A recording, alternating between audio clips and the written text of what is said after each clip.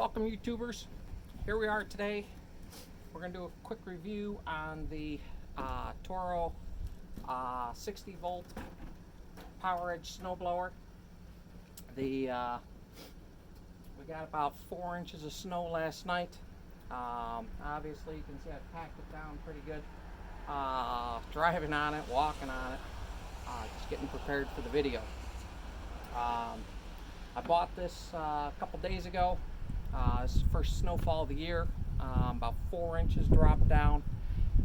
It started out, it was about 31 degrees outside, and then it started to drop into the night, so we got about 2 inches of pretty slushy, real wet snow on the bottom, and then some fluffier stuff, on the top. But I think it'll be a good test for most people just to see how it does. And then we got the end of the driveway has been plowed in, so when I do the actual snow blowing, I will run a pass and then go right into the deepest, thickest part down there, just so you can see how far it'll throw it. The driveway is 25 foot wide, about 52 feet long, so that'll give you an idea how big of an area it can actually do on one battery. I only have the 7.5 amp battery. I charged it the whole way up last night. It's got 4 bars, so that's pretty much ready to go.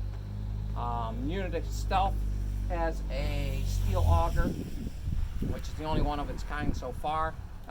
It's got a 21-inch wide clearing path, along with 12 inches of height that it can handle. There's a couple unique things about this unit over the other ones. One of being this unit, the blade comes within, I would say, 1/8 of an inch of the housing, which I think would make this unit much more efficient. I've looked at the Ego, the new Snow Joe that just came out, along with the Greenworks commercial unit that is also a Cobalt unit, and none of them have that type of clearance. I mean, it is really close, and I would assume that's probably because theirs are all a rubber auger, which would probably varying during manufacturing. This has also got the Toro lockable chute on it. It's got one battery pack slot.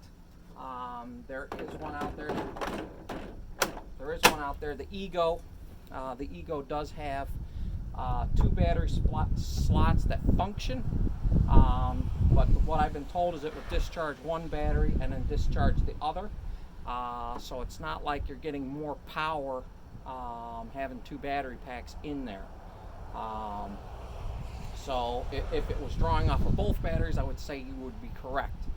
But I've also asked Toro, I've asked Ego, I've asked them all what the total output of the unit is.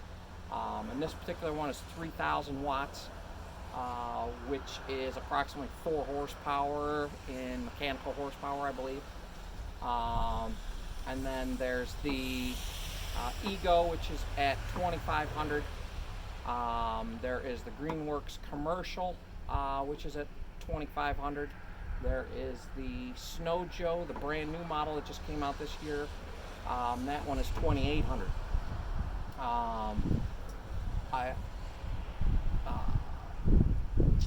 Toro also says this unit has a auger assist, not a power propel. And what that means is there are other snow blowers that are gas. Actually, the auger hits the ground, and then there is a spring-loaded scraper bar that will allow the rubber auger to hit the ground and physically move the unit forward. This is not that way. What they say is this, when you're pushing into the snow, will cut the snow into the center and get it out of the chute, so you're not trying to push through snow. And then the way that auger's set up, it's supposed to help you move along, but it's not like a power propel is what they call it. Unit does have a fairly easy shoot rotation. It is 200 degrees. Now where I like that is when I get up to the garage, I'm not shooting it into my garage. I can actually shoot it behind me a little ways. So when I'm coming back to the garage on my second pass, when I go down, and then when I'm coming back, I can then shoot it away from the garage as I'm coming in. A lot of them are only 180 degrees, which you would not get that. The charger is fan cooled. One of the drawbacks of this unit is how quick it charges. Ego and Greenworks have about a 60 to 90 minute charge time, depending on the size of the battery. This particular one is about 3 hours with the 7.5 I have. And then I think 2.5 hours for the 6 amp version, which is on the slow side, but if it does my whole driveway, then I'll overlook that small issue. The unit, or the unit has 2 settings. It's got an eco mode and a full power mode. Pretty much all you got to do there is a green key, or a blue key on top of the unit. It's got like a rubber boot on it around the outside, and then a blue piece of plastic, and then it just kind of snaps in. Just something, to put on the unit so your kids don't play with it, I would imagine. I have 2 small kids. I would imagine mine will be in most of the time, but I will just take the battery out. The unit also has just 1 pole. I wish Toro would have made this a full bar so I could hold it left or right-handed. So Toro, that's your next improvement on that one. The handlebars, I have 2 adjustments. There's a low and a high for the height of the handlebars. It's all steel, not aluminum or something along those lines, so it's more durable, I would imagine. Very similar to their push mowers and things like that. Very similar setup. It's also got a steel bar that goes across the back with a pretty heavy-duty bracket that holds the chute adjustment. It does have bearings on either side. They are not greasable from what I can tell, but either way, actually, yeah, it does not look like they're greasable either way. But that particular bearing, that is like a pack bearing, kind of like your old automotive bearings. It would be something you have to take out and pack anyhow. Something for the Toro dealer to work with. The scraper bar, let's see if this is going to work out for me here. So the scraper bar, 2 big screws on the back side, look like quarter 20s with nylock nuts on the back side. Don't have to hold the other side because they are like a carriage bolt, so they got that square hex to hold them so they don't have to, so they won't turn on you. Same way with the auger. If you ever had to replace this, they're all that same way. They just have a nylock nut on the back. It also has 2 small screws up here that hold the scraper bar on. The wheels on the back are 8-inch. One of the things that is a big difference on this one and the other units is this. When you're pushing into a bank of snow, the snow will pack up against this. And this particular one, this piece is over top of the auger.